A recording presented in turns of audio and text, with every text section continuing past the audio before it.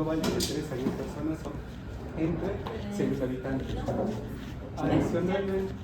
Adicionalmente, un metaanálisis hecho en el 2022 nos menciona un dato más exacto que son 4.88 sobre 100.000 habitantes y destaca la mayor frecuencia en poblaciones de origen europeo y también en América del Norte.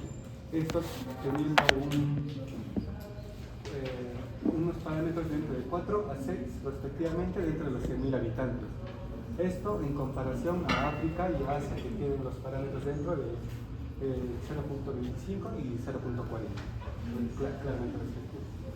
¿Y esto por qué?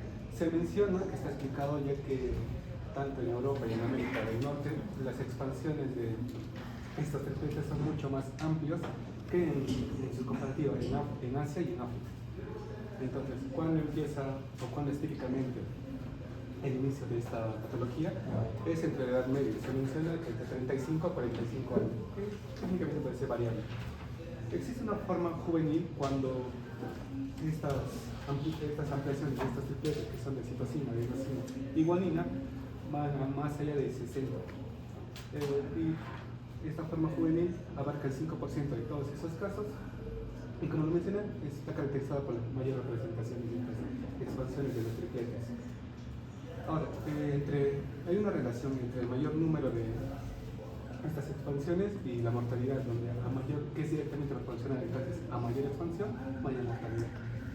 Ahora, la genética que nos menciona, como se opinó al principio, la causa es por una alteración en la expansión de estos tripletes dentro del gen. Entonces, conocemos que es la mutación del gen HTT. Sabemos que son tripletes que son citosina, adenosina y guanina. Como estos tripletes normalmente suelen proporcionar una proteína, en este caso, al haber una alteración de ese número de tripletes, provoca una proteína que está alterada. Realmente es la proteína normal, se llama glutina, entonces va a ser una proteína glutina normal. ¿En qué consiste este defecto? Como voy mencionando, es una expansión anormal de los tripletes de citosina, adenosina y guanina dentro de esta cadena de ADN. Como se mencionó anteriormente, van a ser lo normal de 10 a 35, inclusive se menciona que es de 10 hasta 27.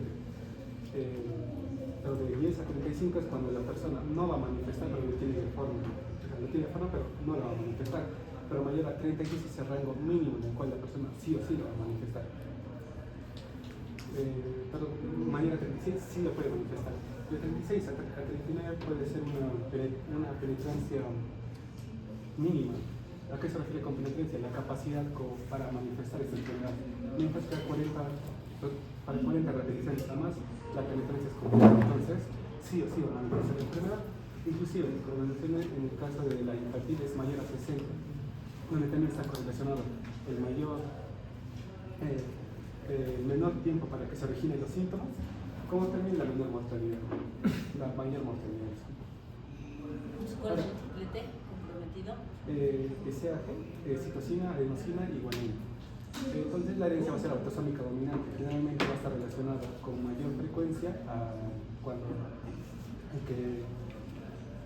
cuando el padre se le contiene esa alteración, y solo se necesita una mutación en uno de los genes para que se pueda llegar a esta varía. Generalmente tiene un 50% de rango de herencia y también existe un porcentaje mínimo para que haya probabilidad de ser mucho más esporádica.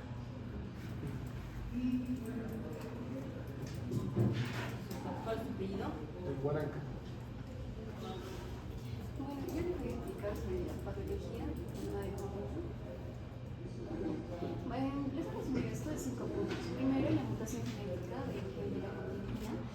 Como les había mencionado Bruno, va a estar localizado en el brazo corto del cromosoma 4. Y este va a sufrir una sobreexpansión de CAC, de adenina, citosina y guanina. Normalmente el número de CAC, como lo mencionó, es de 35, menores de 35 y las personas que no tienen esta enfermedad. Pero esto se va a sobreexpandir a más de 36 repeticiones. Este cambio va a producir una proteína huntingtina que va a tener un segmento normalmente largo de vitaminas. Lo que la proteína lleva a este punto, que es la proteína huntingtina mutante o mutada. Entonces, la huntingtina normal, la proteína va a cumplir funciones vitales como son el transporte axonal, la regulación de la transcripción, el control de las vesículas sinápticas y la protección acción contra la apoptosis neuronal. Cuando esta está mutada, va a perder todas estas funciones y va a ganar funciones tóxicas que van a llevar a la muerte neuronal. Y aparte de todo esto, va a haber una acumulación de agregados proteicos de esa proteína clonidina mutada. Lo que va a pasar es que esa proteína se va a malplegar y va a formar agregados intranucleares de intracitoplasmáticos que van a interferir, no solo van a ocupar espacio en el sistema nervioso, sino van a interferir en tres puntos importantes que son los factores de la transcripción que van a alterar especialmente van a alterar la expresión genética y el sistema de degradación proteica, también la función normal de la sinapsis. También vamos a observar la disfunción mitocondrial y la excitotoxicidad, porque la clonidina mutada va a causar un problema en el mitocondrio. El principal problema va a ser que va a reducir la producción de ATP. Entonces, además de eso, va a exacerbar la producción de glutamato y se va a producir una excitotoxicidad, porque este exceso de glutamato va a exacerbar el calcio dentro de la neurona y la va a llevar a la apoptosis. Entonces, como último punto tenemos la muerte neuronal selectiva. ¿Por qué selectiva? Al principio de la enfermedad de Huntington, las neuronas que principalmente se van a dañar son las neuronas GABAergicas, que las que están proyectadas hacia el globo pálido. Estas que están en la vía indirecta motora, bueno, como sabemos hay dos vías, ¿no? Una vía directa y otra vía indirecta. La vía directa actúa va a promover el movimiento y la vía indirecta actúa como un freno. Entonces esto explica los síntomas de Huntington a un inicio de la enfermedad. Como va a estar dañada la vía indirecta, no va a haber freno en el paciente y es por eso que vamos a observar la corea. Pero cuando avanza la patología, ambas vías van a verse afectadas y es ahí donde el paciente va a tener rigidez, bradicinesia, y eso nos va a demostrar que el paciente ya está en una etapa muy avanzada de la enfermedad.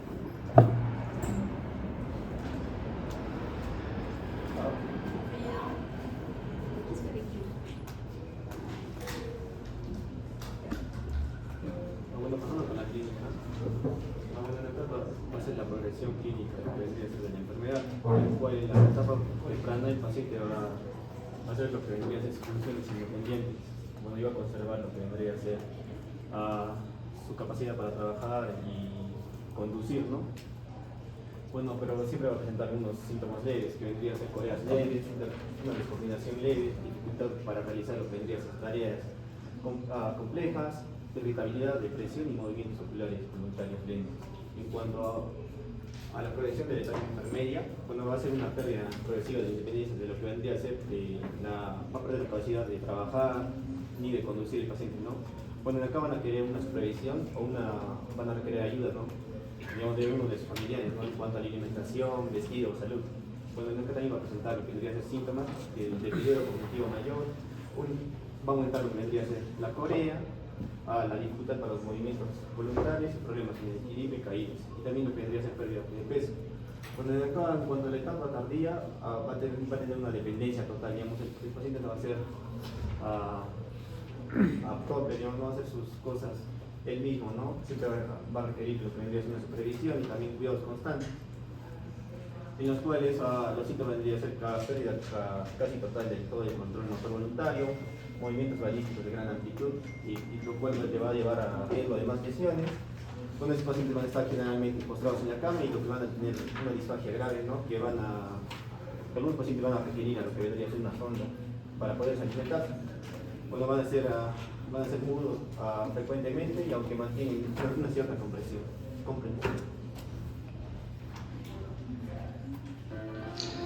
Bueno, esta es una neurología en un minuto. Aquí vemos una paciente con una corea de Huntington, ya diagnosticada, confirmada por el estudio de genética de expansión de tripletas.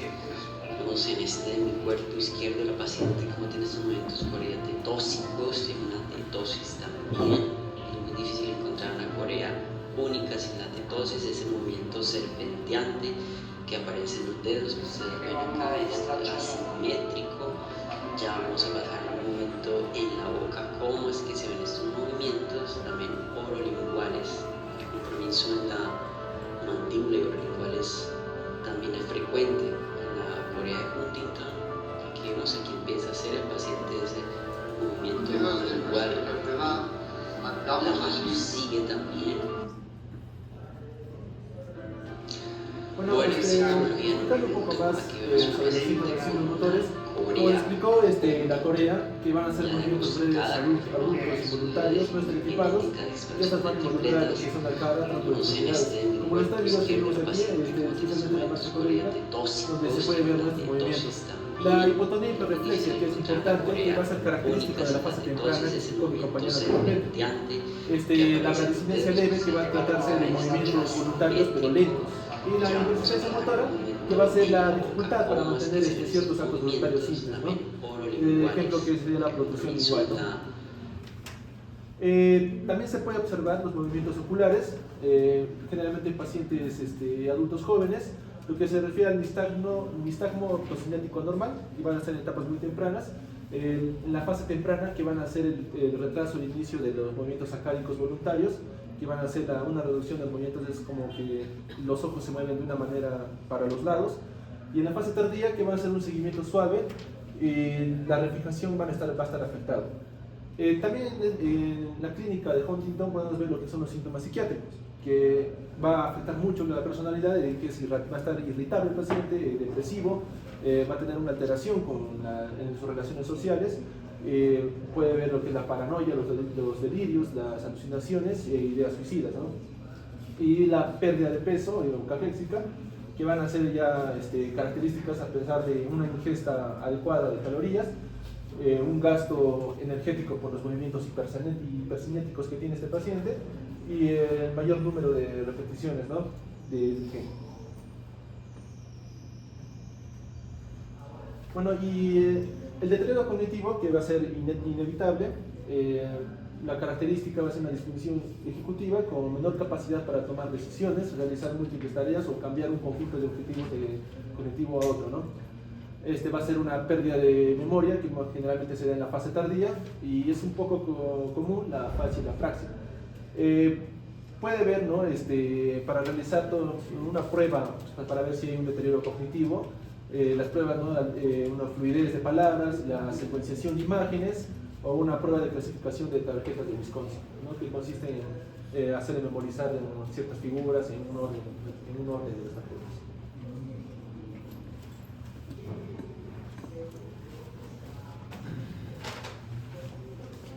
Continuando con el diagnóstico, vamos a ver que primero se hace la evaluación clínica, los signos y síntomas típicos que ya hemos visto con todas las pruebas, y también se evalúan los antecedentes familiares positivos, ya que siempre va a existir. Y para esto se utilizan pruebas genéticas con el gen HTT, y lo que se busca son los del CAG. Lo que se va a encontrar es que menos de 27 es normal, de 25 a 35 es normal, pero inestable, o sea, es un aumento de riesgo en niños. De 36 a 39 es anormal, con penetrancia variable, puede ser inestable y puede presentar signos y síntomas. Y más de 39 ya va a ser una penetrancia completa y una excitación. Y bueno, va a haber mientras mayor número de repeticiones, más temprano es el inicio de los síntomas. Bueno, también se puede hacer un diagnóstico prenatal, por esto solo se hace para cuando ya existen los antecedentes o quieren hacer, bueno, lo quieren prevenir, ¿no? Y lo que se saca es durante las semanas 10 a 12 una muestra de las necesidades coriónicas, entre la semana 15 a 17. ¿Qué me prestó, perdón? ¿Qué me prestó?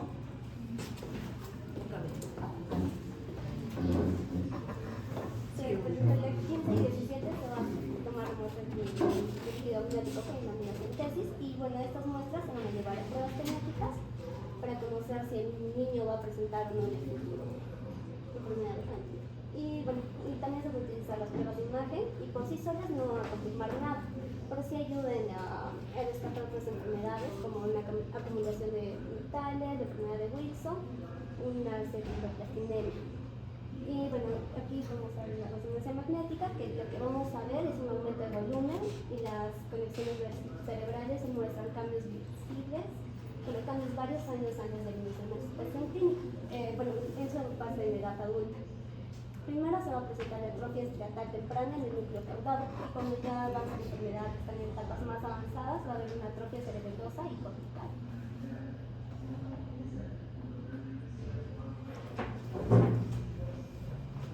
Bueno, como diagnósticos diferenciales hemos ¿Cuál es tu apellido? ¿Qué? ¿Qué dijo? Huiza. Vice.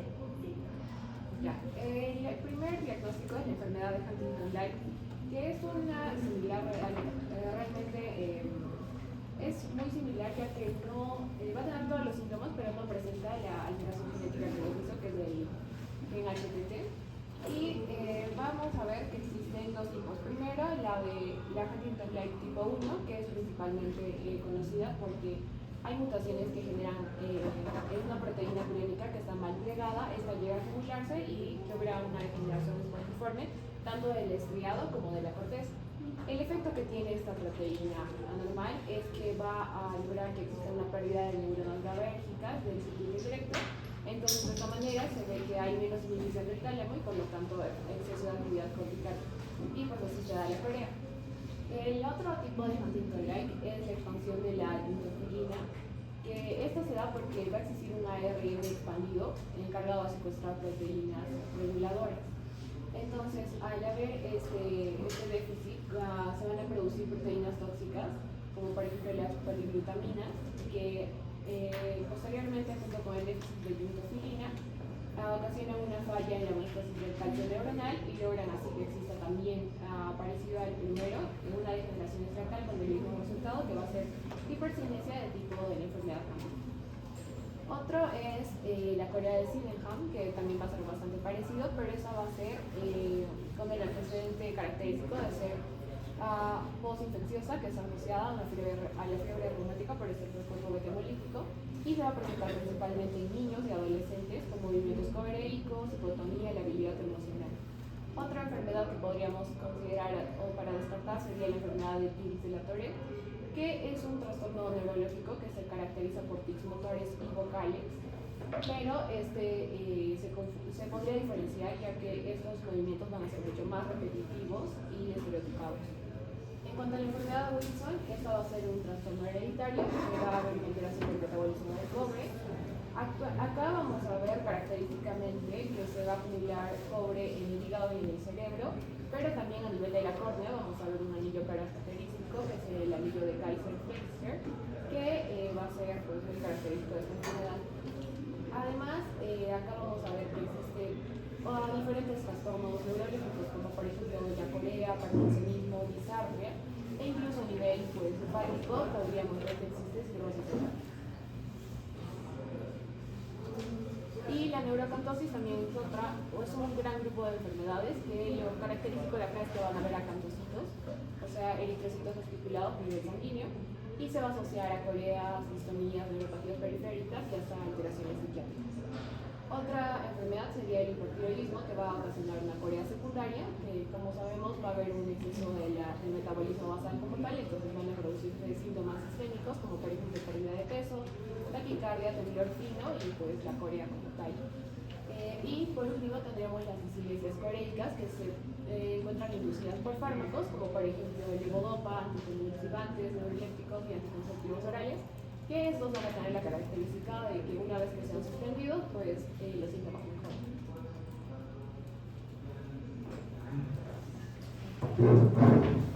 Tu apellido es. En todo el tratamiento vamos a tener que, principalmente el tratamiento va a ser así, para tratar los síntomas, no va a ser sintomático. La corea de Huntington se indica cuando los movimientos afectan directamente tanto la funcionalidad, la calidad de vida y la seguridad del paciente, ya que como sabemos es una enfermedad degenerativa, ¿no? Como tal no tiene cura, pero sí podemos tratar los síntomas. Las opciones farmacológicas de primera línea van a ser los inhibidores. los BMAT2 o los inhibidores del transportador vesicular de monoaminas tipo 2. ¿Qué son estos? Van a ser como empaquetadores proteicos donde van a estar la serotonina y la dopamina. Entonces estos van a como que proteger, ¿no?, a la serotonina y dopamina para liberarla durante la sinapsis. Entonces la fisiopatología es esa, ¿no? ¿Cómo van a inhibir estos transportadores de monoaminas? Se va a liberar menos monoaminas, reduciendo los movimientos, ¿no?, espásticos característicos de la enfermedad. Entonces, ¿cuáles son las opciones farmacológicas? Tenemos la tetrabenazima, o en su forma comercial Tetmodis, y la deutetrabenazima. Ambos están aprobados por la FDA para el uso de Estados Unidos, para el uso de Corea de Huntington, y el manejo debe ser personalizado y progresivo. Se debe iniciar desde la dosis más baja hasta la más alta según van incrementando los síntomas. Y se debe haber una estrecha vigilancia de los efectos adversos, porque tienen muchos efectos adversos. ¿Cómo se da el esquema terapéutico? Principalmente el esquema terapéutico con la tetrabenazina se inicia con 125 miligramos al día, incrementando semanalmente en 12.5 miligramos hasta alcanzar la dosis máxima o eficaz o la dosis máxima tolerada por el paciente. Como lo mencioné, tenemos que ir del esquema, o sea, de poquito a mucho, ¿no?, según la sintomatología del paciente.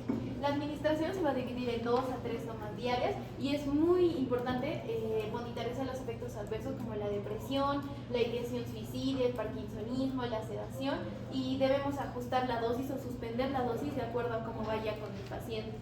Después tenemos el esquema terapéutico de la deutetrabenazina, que también es un inhibidor, pues, de los transportadores vesiculares de monoaminas tipo 2. Este va a presentar un perfil farmacocinético más favorable, ya que se administra en menos dosis. Es menos dosificación, por ende es menos frecuente, ¿no?, la administración, y tiene menos efectos picos, menos efectos adversos picos. El esquema de dosificación es iniciar con 6 miligramos 2 veces al día, ajustando en incrementos semanales. Si no le funciona 6, lo voy a aumentar a 6, a 6, a 6, así pues hasta que llegue y la dosis máxima va a ser de 48 miligramos al día, o sea, máximo podemos aumentar 8 veces, dividida en en dos tomas al día. Otras alternativas incluyen, pues, como sabemos, dentro de la triada de los síntomas de Huntington están trastorno del sensorio, de la conciencia. Entonces, otra alternativa muy importante, se van a incluir los neurolépticos típicos como el haloperidol y los atípicos como la lozapina, risperidona, tiapire, especialmente en los pacientes con síntomas psiquiátricos concomitantes, ¿no?, a la enfermedad de la Corea de Huntington, y también a estos que son los inhibidores de los BMAT2 se pueden aumentar los neurolépticos para tratar sintomatología neurológica. Bueno, en cuanto al pronóstico, como sabemos, la enfermedad de Huntington va a ser neurodegenerativa, progresiva y irreversible. Y la supervivencia va a depender desde el inicio de los síntomas. Una vez que el paciente presente los síntomas, este paciente va a tener una supervivencia entre 15 y 20 años. En caso de la enfermedad de Westphal, que es la enfermedad de Huntington de inicio juvenil, va a avanzar más rápido. Para la enfermedad de Huntington también van a haber factores que nos van a influir en el mal pronóstico. El inicio precoz. Entre más joven sea el paciente, más rápido va a ser la sintomatología y la muerte. Y también el alto número de repeticiones del CAR, porque esto tiene que ver mucho con la severidad y con el inicio de los síntomas. Generalmente estos pacientes mueren frecuentemente por la sintomatología propia de la enfermedad. Tienen dificultad para deglutir y estos pacientes mueren por neumonía aspirativa. También mueren por infecciones, suicidios o traumatismos. En cuanto a la calidad de vida, como sabemos, esta enfermedad no tiene cura, pero sí podemos tratar la sintomatología. Estos pacientes al inicio van a presentar síntomas psiquiátricos y también discapacitantes. Y también en etapas avanzadas, estos pacientes van a tener dependencia total de sus cuidadores. Van a estar van a tener prostración, disfagia y también demencia. Gracias. Preguntas, Huntington, ¿todo claro? Ya entra para el segundo examen. ¿Todo claro? ¿No hay duda? Montesinos. Entonces, ¿qué cromosoma está afectado en la Huntington? El cromosoma 4. El brazo corto. triplete. El CAG. CAG. ¿Cuántas repeticiones tienen que ser para considerar Huntington? ¿Más de? ¿Más de? No, es 36. Más de 40. Ah, La regla de los 4 cromosomas 4. Ah. ¿Entiendes? Bueno, o sea, ahora, la triada. ¿Cuál es la triada? Del Huntington. ¿Qué triada le daría? ¿Dónde está Villa García? ¿Qué triada le darías a Huntington? Con todo lo que has escuchado. ¿Qué dirías que debe tener un paciente que tiene Huntington?